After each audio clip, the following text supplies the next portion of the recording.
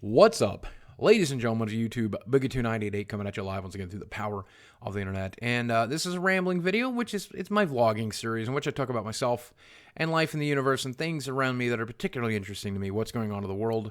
It's fairly different from my other videos in that I just kind of talk to the camera as if I was talking to a friend.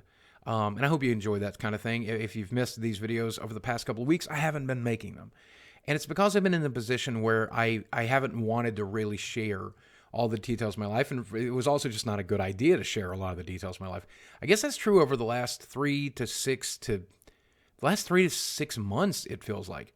Here's the thing. I've never shared everything in these videos. That would be crazy. That would be impossible. There's plenty of things that I don't want to share that are going on in my life that I want to keep for myself and the people that it directly impacts. However, for the most part, when it came to stuff that I wanted to share, I've been able to share what I wanted. I felt like over the last few months, I've not been able to do that, maybe because it would be harmful to someone I care about or somebody in my life, maybe because it was harmful to me. But I think today I'm going to share one of those things that I don't know if it's advisable to share, but I want to talk about how it made me feel and what I'm dealing with, because I think it's pretty important. So for those of you who don't know, I've been going through a divorce over the last few months, which was, for all intents and purposes, I think as far as divorce goes, reading about them on the internet, it was amiable. It was easy. It wasn't that hard. The separation part is hard. But sometimes when it's over and the feeling is mutual, it's not too hard to walk away. There's no real arguing about any of the details. We just kind of figured out what was fair and then did what was fair and then walked away.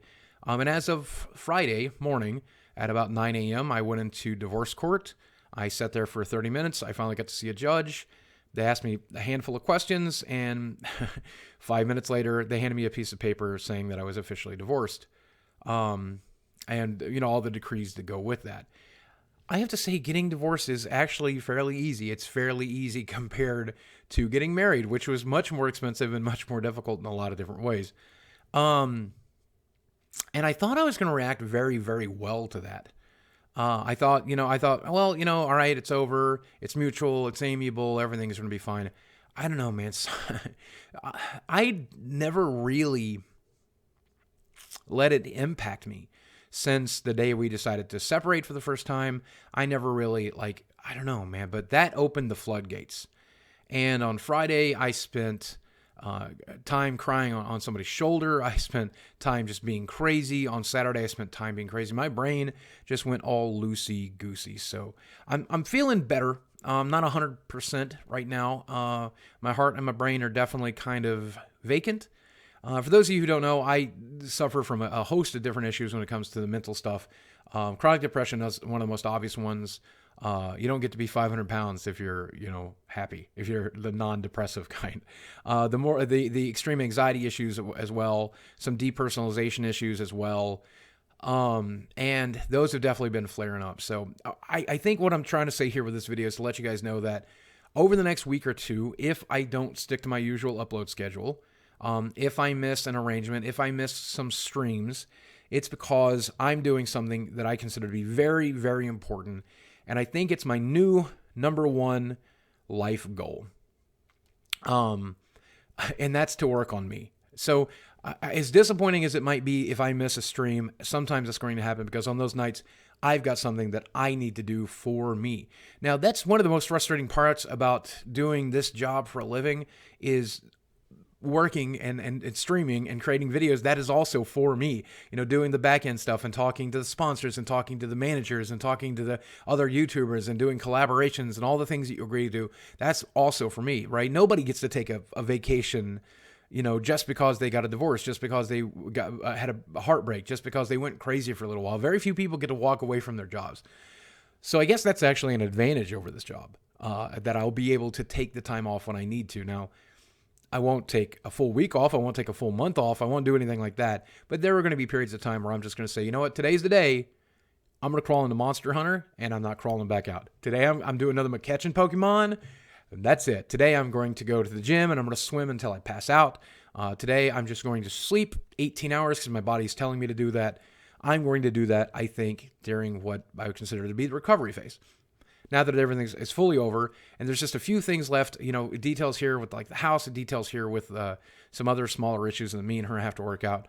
There's a lot of weight off my back, but then there's a lot of like, easiest way to put it is that that was a rivet, something that was riveted into who and what I was at the base level. And now that's been lifted, the weight has been lifted. That's great, but there's still the hole, that rivet or that screw or that nail left.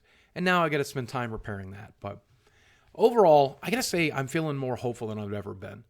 And I think over the next few years, I'm going to focus on three major things. The first is going to be physical health, which I think is obviously got to be number one. As I continue to lose weight from the surgery and continue to put effort into it and continue to increase my exercise and continue to increase focusing on becoming a healthier, happier person. I don't know that I'll ever Chad, as they call it. I don't know that I'll ever be the guy who's in the gym a couple hours a day, pumping iron, trying to go, from obese to beast, like the YouTuber Obese to Beast. If you're unfamiliar with him, you should check him out. I might link to him in the description box below. If not, search for him. You're going to love him. Obese to Beast. Amazing guy. I don't know if I'll ever be that.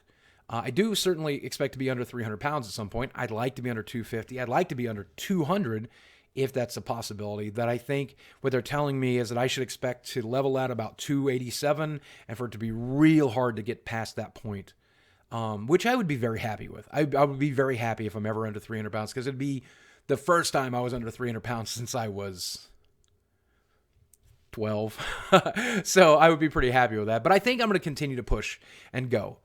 But that's the major focus right now, is to focus on living longer and living a higher quality of life. And that's already been something I can see that I'm getting an acquired taste for. I'm still in a lot of pain with the back issues. I'm just thinking about taking pain medication as I'm filming this video right now because of how bad my back hurts. I'm still having issues with my knee, limiting me to some extent, but that's getting so much better. Amazingly better. The lymphedema is no longer limiting as much as it was. It's almost exclusively the back pain. And maybe, now that I'm skinny enough, next time I see my general practitioner, we'll schedule something with someone to take a look at the back and see what's going on back there. And maybe we can finally get me out of pain for the first time since I was 25 and in that car accident. And then I will beast to obese. You won't stop me. You won't be able to obese to beast. You won't be able to stop me. I will be running with Casey Neistat. I will be lifting weights with Diamond Dallas. I'll wrestle that son of a gun. I'll put him in a diamond cutter if the opportunity arises. But the second thing I want to focus on is, of course, this. This has been my love. This has been my passion. Creating YouTube videos, doing cool things with this channel, collaborating with other YouTubers, going to conventions, going to VidCon, things along that lines. Now, this year is going to be a smaller year than I had originally anticipated. I knew since I was going to be under 400 pounds, closer to 300 pounds when the con season started, I'd planned to book every con. And I have people that will travel with me now, but I don't know how well it'll go. I don't know if I can trust those people the way I used to trust my old PA, my ex-wife. So I'm going to keep it a fairly limited season this year.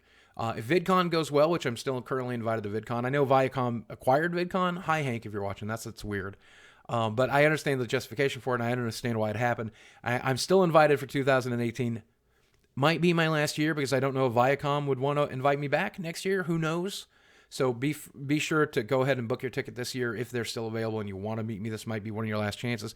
But I hope to go to other things like Retropalooza. I still plan to go to Retropalooza this year in Austin, Texas, and try to do as many different conventions as humanly possible moving forward and just do more and focus on the job more and do more podcasts. I've already done 2 podcasts so far this year. If Total Biscuit wants me back, I'll gladly go there. If you name a podcast and it's a fairly short film schedule, and the schedule is something that I can reasonably do, and they have a fair number of listeners, I'll do it at this point. I got to do it. I mean, I want a decent listener base, but at the same time, I want to do as much as I can and do as much exposure as I can. So the second focus is going to be, of course, my job. And then I think the third focus is not worrying about dating, not worrying about women, not worrying about anything like that. Certainly never worrying about getting married again. Certainly never worrying about moving in with a girl again or anything like that, but to focus on my mental health as well.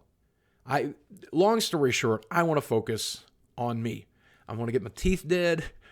I want to get the skin surgery done. I want to get myself into the person that I feel like all of this has led to. Somebody asked me, and I think you saw it in the video that I made yesterday, the Fat Guy Fact. It's a long video. I don't know if you get a chance to watch it, but in that video, somebody asked me if I had it to do all over again. Number one, please no. It was tough enough the first time. I do not want to do it a second time or anything close to this a second time. However, if I had my life to do over again, what would I change? And the truth of the matter is, if I had to, I don't know that I would change anything.